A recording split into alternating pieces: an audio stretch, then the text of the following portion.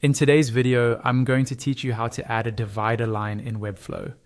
We'll walk through this from inside the Webflow designer, and by the end, you'll be able to create a clean, customizable divider line anywhere on your page. First, log into your Webflow account. Once you're on your dashboard, you'll see a list of your projects. Hover over the site you're currently working on, and click the option that opens it in Webflow.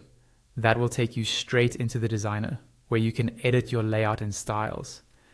Now, decide exactly where you want your divider line to appear. This might be between two sections, between headings and text, or separating different content blocks. Once you've identified that spot, press the A key on your keyboard. This is a handy shortcut that opens the Add Elements panel on the left side of the screen. In this Add panel, use the search bar or scroll to find the element called Div Block. This is a basic empty container that we can style to look like a divider line. Click and drag the div block onto the canvas and drop it right where you want your line to appear. You should now see an empty block in your layout, even if it doesn't look like a line yet.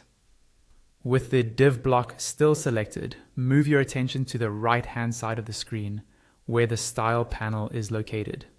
Make sure you're on the Style tab and not on any of the other panels. In the Style tab, scroll until you find the Borders section. This is where we'll turn that div into a line. Decide whether you want the line to sit on the top or the bottom of the div.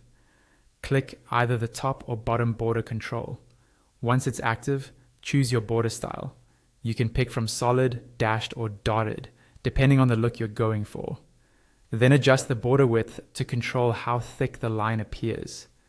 A smaller value will give you a thin, subtle line.